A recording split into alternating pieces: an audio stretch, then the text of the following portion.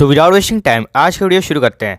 तो आज हम इस वीडियो में दो ऐसी ग्रोथ कंपनीज के ऊपर बात करने वाले हैं जो अपने सेगमेंट में मार्केट लीडर कंपनी है। साथ ही साथ अभी भी इन कंपनीज का बेस साइज काफी बड़ा नहीं है जो आगे इन कंपनीज में ग्रोथ में रुकावट देखने मिले। तो शुरू करते हैं अपनी फर्स्ट कंपनी के साथ में। तो फर्स्ट कंपनी का नाम है CDSL। देखिए इस स्टॉक में टॉप लेके अभी गिरावट तक ऑलमोस्ट 38% के आसपास की गिरावट हो चुकी है। यानी कि अगर हम इस कंपनी के बिजनेस को अच्छे से समझते हैं तो ये गिरावट हमारे लिए मौका हो सकती है। तो सबसे पहले कंपनी के बिजनेस को अच्छे से समझने का प्रयास करते हैं। तो नंबर ऑफ अकाउंट्स के टर्म्स में ये कंपनी इंडिया की लार्जेस्ट डिपॉजिटरी कंपनी है जिसके पास ही हमारे शेयर्स स्टोर रहते हैं। मतलब कि अगर आप ये समझते हैं कि स्टॉक मार्केट के सेक्टर में ग्रोथ आएगी तब इस कंपनी का भी ग्रो होना तय है। एंड स्टॉक मार्केट के सेक्टर में ग्रोथ क्यों आएगी, क्योंकि देखिए अभी भी यूएसए के कंपैरिजन में भारत में केवल 1/10 लोग शेयर मार्केट में इन्वेस्ट करते हैं। यानी कि अभी भी यहाँ पे ग्रोथ अपॉर्चुनिटी काफी ज्यादा है। एंड शेयर मार्केट में हम कोई भी शेयर लेते हैं या बेचते हैं तो उसका थोड़ा कमीशन CDSL के पास जाता ही है। यानी कि अगर शेयर मार्केट में और अकाउंट्स खुलेंगे तो इस कंपनी को उसका डायरेक्ट फायदा मिलने वाला है। तो इसीलिए इस कंपनी के लिए ग्रोथ अपॉर्चुनिटी काफी ज्यादा है। एंड अभी भी कंपनी का बेस साइज केवल 10,000 करोड़ के आसपास ही है। यानी कि यहाँ पे एक ट्रेमेंडस ग्रोथ की एक्सपेक्टेशन आगे भी है। अब जानने का प्रयास करते हैं इस बिजनेस के पॉजिटिव्स। तो देखिए इस कंपनी का सबसे पहला पॉजिटिव है कि इस कंपनी के डेब्टर्स डे लगातार इंप्रूव हो रहे हैं। एंड डेब्टर्स डे हमें ये बताते हैं कि कंपनी ने जिनको उधार पे पैसा दिया हुआ है उनसे कंपनी को कितने समय में पैसा मिल रहा है। यानी कि अगर डेब्टर्स डे इंप्रूव हो रहे हैं तो काफी पॉजिटिव बात हो जाती है। इस कंपनी का दूसरा बड़ा पॉजिटिव है कि ये कंपनी ग्रोथ कंपनी है, क्योंकि अगर आप इस कंपनी की पिछले 10 साल की सेल्स एंड प्रॉफिट को देखेंगे तो वो ऑलमोस्ट 19 एंड 20% से ज्यादा की है जो लॉन्ग टर्म में काफी बेहतरीन ग्रोथ मानी जाएगी।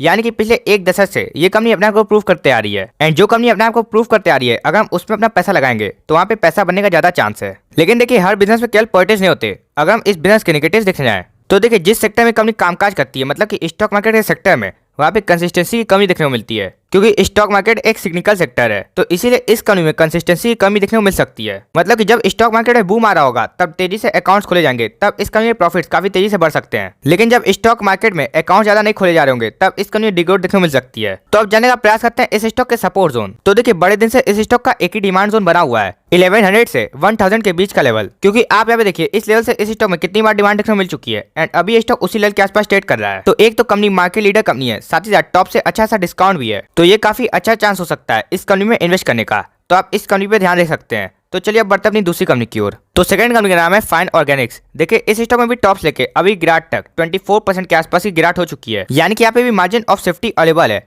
तो इसका फायदा उठाने के लिए कंपनी का बिजनेस अच्छे से समझने का प्रयास करते हैं। तो देखिए ये कंपनी भी अपने सेगमेंट में मार्केट लीडर कंपनी है, क्योंकि ये कंपनी ओलियो केमिकल्स की इंडिया में लार्जेस्ट मैन्युफैक्चरर कंपनी है। एंड ओलियो केमिकल्स की डिमांड लगातार बढ़ जा रही है क्योंकि ये केमिकल्स एनवायरमेंट फ्रेंडली केमिकल्स होते हैं। क्योंकि ओलियो केमिकल्स के प्रोडक्शन में पॉल्यूशन एकदम ना के बराबर होता है। एंड जहाँ पे पॉल्यूशन कम हो रहा है उसकी डिमांड तो इंक्रीज ही करेगी। एंड देखिए इस कंपनी की डिमांड लगातार क्यों बढ़ जा रही है, क्योंकि ओलियो केमिकल्स जो कंपनी बनाती है वो आपका काफी सारे इंडस्ट्रीज में यूज किए जाते हैं, जैसे कि food industry, paint industry, plastic industry, cosmetic industry. तो अब जानने का प्रयास करते हैं इस कंपनी के पॉजिटिव्स। तो देखिए इस कंपनी का क्लाइंट बेस काफी मजबूत है। Asian paints, Berger paints, Parle, Britannia, इतनी मजबूत कंपनी इस कंपनी के क्लाइंट हैं। यानी कि फाइन ऑर्गेनिक्स में कुछ तो खास है तभी ना इतनी शानदार कंपनी इस कंपनी के क्लाइंट हैं। इस कंपनी का दूसरा बड़ा पॉजिटिव है इस कंपनी का एक ग्रोथ कंपनी होना। क्योंकि अगर आप इस कंपनी की पिछले 5 साल की सेल्स एंड प्रॉफिट को देखने आएंगे तो वो ऑलमोस्ट 19 एंड 27% से ज्यादा की है जो लॉन्ग टर्म में काफी बेहतरीन ग्रोथ मानी जाएगी। वहीं इतनी गिरावट के बाद इस कंपनी में एक और पॉजिटिव पॉइंट बन रहा है इस कंपनी की वैल्यूएशन, जो कि इस समय कंफर्ट में आ चुकी है। क्योंकि इस कंपनी का PEG रेशियो इस समय 1.2 के आसपास है। यानी कि अगर अगले क्वार्टर में कंपनी अच्छे रिजल्ट्स पोस्ट कर देती है तो ग्रोथ के मुकाबले ये स्टॉक एक फेयर वैल्यूएशन पे आ जाएगा। एंड इसीलिए बाजार इस कंपनी को ग्रोथ के मुकाबले अभी 10% महंगा वैल्यूएशन देकर चल रहा है। तो अब जाने का प्रयास करते हैं इस स्टॉक के भी सपोर्ट जोन। तो देखिए पहले इस स्टॉक का एक सपोर्ट 6000 के आसपास बना हुआ था,